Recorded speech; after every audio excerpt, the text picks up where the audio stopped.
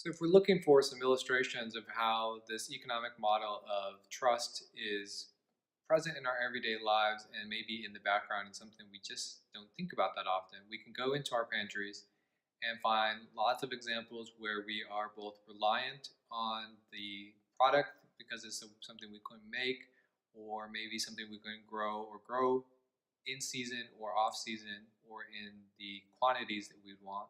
So we're reliant on these manufacturers. And the degree of separation that we have as consumers to the product that we're consuming. So this is both in terms of knowing all the ins and outs of the supply chain to actually knowing maybe the farmer or the manufacturer of the product. So we can go in our pantries and see those economic factors at play. And what I've done is uh, taken those out of my pantry and given some examples that show either anonymity or a really long supply chain. And each of these examples is also going to show that this is food that I probably couldn't grow on my own, could not grow in this variety, and could not grow out of season in this way. So for example, as an out of season, an orange marmalade, we're having this class in the winter quarter, and having oranges in winter could be really fantastic, but that ability to grow my own oranges or to have oranges out of season would not be possible in the agrarian system unless I live somewhere like Florida or the tropics where that was very easy to do. We can also get into examples, like I mentioned, of anonymity. For the most part, all of these are anonymous. I have no sense of who grew the tomatoes and the tomato sauce, who grew the oranges, who grew the wheat or the kidney beans. All of those are anonymous. I have no sense of who did that, one farmer or multiple farmers. But there are other ways where anonymity continues to be added on.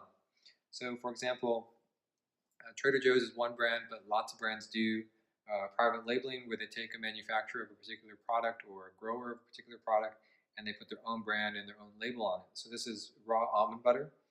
Uh, with almonds, there's always a concern of microbial contamination, salmonella, for example, and eating it raw carries some risk. So I'm assuming some risk as a consumer here, but I'm trusting that Trader Joe's has selected a supplier, has selected a manufacturer that's going to follow some principles of food safety to ensure this product is as safe as it can be for me to eat. But I'm trusting in that without any objective information on the label or objective information about the product, simply on the concept that I can go to Trader Joe's and I should be able to purchase every product in the store without getting sick if I follow the cooking instructions or follow any other instructions for safe use. And so here all I know is it's a Trader Joe's product and the nutrition information and the ingredients. And of course, an ingredient not listed is going to be E. coli or salmonella because that shouldn't be here. The complete trust. No idea if they're doing it right or wrong. Other examples, and spices are a really great example of a very long supply chain and a non-US supply chain that we readily take for granted that not only a US company like a California product, although Trader Joe's has some German ownership, this is California labeled, to a product that's labeled as import from India, that even that foreign supplier is going to engage in this trust exercise with me, and they're going to provide me fenugreek in this case, completely unadulterated and completely safe for consumption. There's not going to be any pesticide residue, there's not going to be microbial contamination, physical contamination of some sort. And so I have no clue who the farmer in India was that grew this.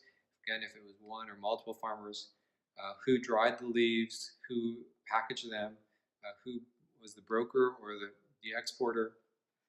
All I know is I went into an Indian grocery store needing fenugreek and was able to find it on demand.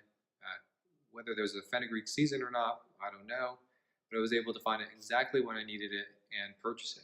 And again, if you compare that to the agrarian model, I would either have grown that myself or known who grew that, and if I had an issue, been able to go through and find that.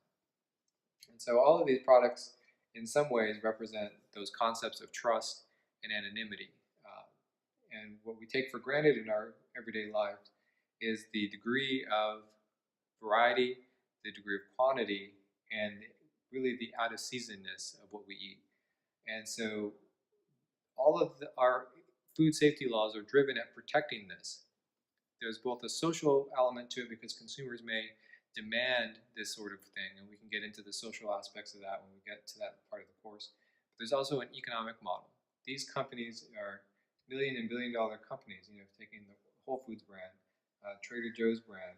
Some of these may be smaller, but they're still likely livelihoods dependent on the import of these products to come into the United States, for example. And so we built a whole economic model on trust and on supplying products simply on the basis that I know that I should be able to go into the grocery store and get something without being hurt or injured or sick in some way. And so that ultimately is our point of this week. We are talking about economic adulteration. So for example, this jam, this orange marmalade, should actually contain oranges and should not be orange bits or glucose bits that are painted orange. And that is important. That's part of that trust element, because if I can't trust you to make what's on the label and provide that product, and you're cheating me in that way, how can I trust you to make sure that the product is actually safe? Maybe not from a microbial standpoint, but maybe from an unapproved color additive or an unapproved food additive. So that is a part of what we're talking about. But largely when we're talking about economics and economic influences of our food safety system, what we are talking about is this model of trust. So if you haven't done this exercise before, I encourage you just to go look in the pantry and think of the items that are made from sources you can find. If you're shopping locally, maybe there are more sources where you can say, I know that farmer, or I know where that farm is located, maybe a cheese producer or something like that. Or you can look in your pantry and find the degree of anonymity from Trader Joe's to maybe some other store brand like the Whole Foods 365 brand, to very long supply chains like we have in our spices. And get a sense of the economics at play there and the things that we've taken for granted in terms of looking at our pantry and just thinking of what I'm going to eat, and not necessarily where it's coming from or what would happen if suddenly this went away. And what that really is relying on is that food safety system that we've been talking about. So this is part, if not really the thrust, of our economic drivers in our food safety laws.